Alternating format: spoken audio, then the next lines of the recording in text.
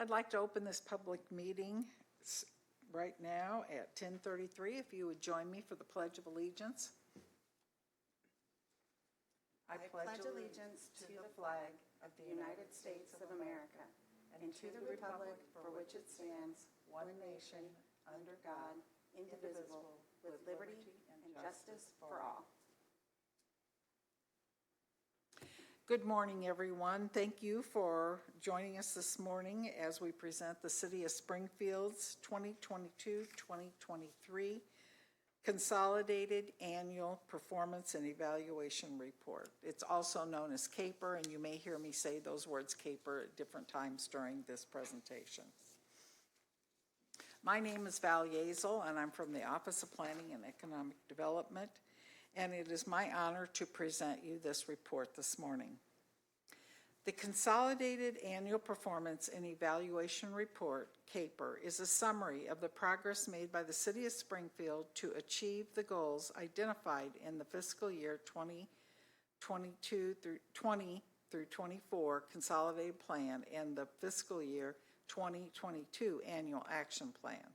This report describes the activities undertaken by the City of Springfield during the program year 2022, beginning July 1st, 2022, and ending June 30th, 2023, using Community Development Block Grant, CDBG, and Home Investment Partnership, HOME funds, allocated to the city by the U.S. Department of Housing and Urban Development, also known as HUD.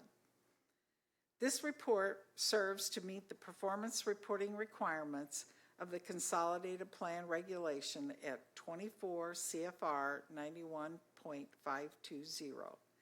This report measures the progress made and the accomplishments achieved against the goals and objectives described in the city's annual action plan and the Consolidated Plan.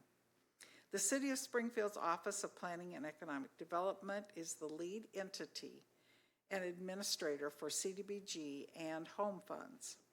Both plans are available for public review at the city's Office of Planning and Economic Development located at 800 East Monroe, Suite 107, here in Springfield.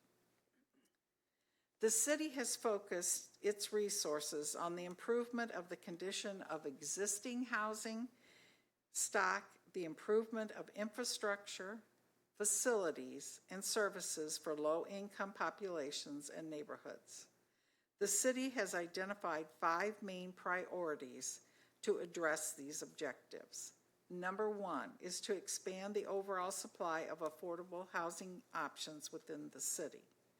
Number 2, address blighted conditions and substandard housing within the CDBG target areas. Number 3, address the minor repair and modification needs of low-income homeowners before deferred maintenance leads to larger issues. Number 4, support partner agencies and local service providers in their efforts to provide services to low and moderate income populations within the city. And 5, create economic opportunities for low and moderate income residents. These priorities were based on an assessment of past performance of federal projects, consultations with local service providers and stakeholders, and an evaluation of the data contained in the needs assessment and market analysis section of the plan. CDBG target areas were selected based on CDBG eligibility, where a majority of the residents within the census block groups earn less than 80% of area median income and housing conditions. The city allocated home funds for the new development of affordable housing units. Some of those funds include Helping Hands, the Park Avenue Apartments, Nehemiah for scattered site rental housing development, Chodo for Growth International, acquisition, rehab, and resale. Also to Growth International, Chodo operations, and CDBG infill housing and the Poplar Place redevelopment. This program also provides for homeowner rehabilitation with programs such as a home deferred loan program, minor and emergency home repair, skill ramp program, and additional housing programs that are administered through this office include Healthy Homes Production Grant Program, Office of Lead Control and Health Homes Get the Lead Out Program, Illinois Housing Development Association, IDA, Housing Repair and Accessibility Program, also known as HRAP, and the Illinois Department of Public Health Comprehensive Lead Education Reduction and Window Replacement Program, also known as ClearWin. The city also provides for economic development assistance.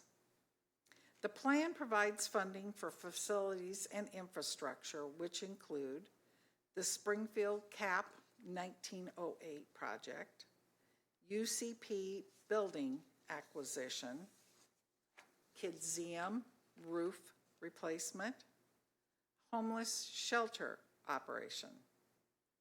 Another funding source that we provide is for public services.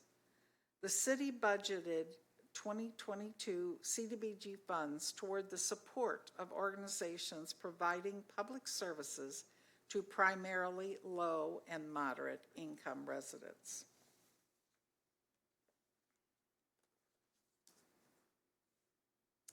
Use of HUD funding requires strict monitoring.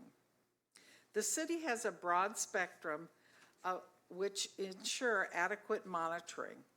The City of Springfield enters into subrecipient agreements, development agreements, and rehabilitation contracts, which enumerate the needed federal requirements, including the areas of income and ownership eligibility, construction standards, inspections, long-term affordability, and occupancy, records, financial and reporting, and project organizational management. The city has implemented specific monitoring procedures for home and CDBG projects. The various aspects of these monitoring procedures include subrecipient policies and procedures manual, monitoring letters, on-site visits and inspections, execution of subrecipient monitoring checklists, field reports, inspection certificates, final sign-offs by city staff and architects, occupancy spreadsheets, and HMIS data for homeless programs.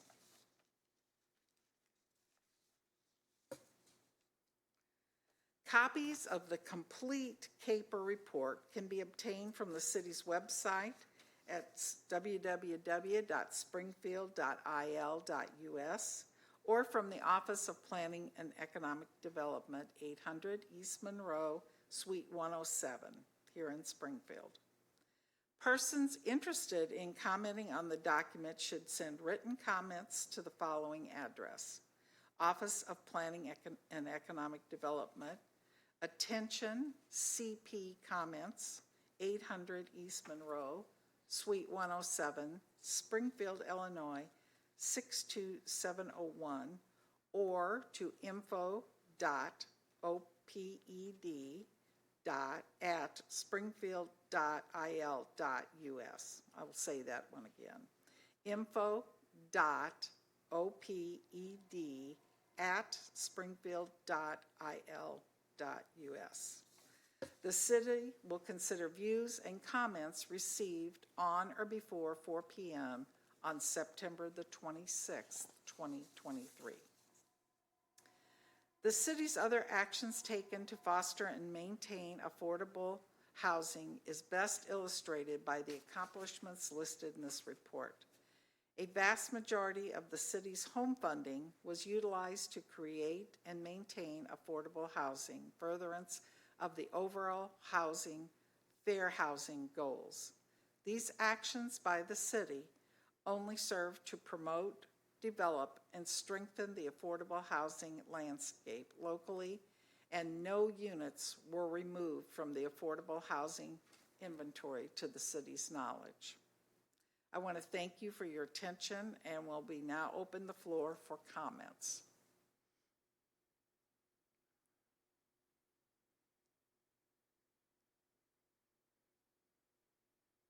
Hearing no comments, I'll conclude this public hearing at 10:43 a.m. Thank you. Thank you for coming.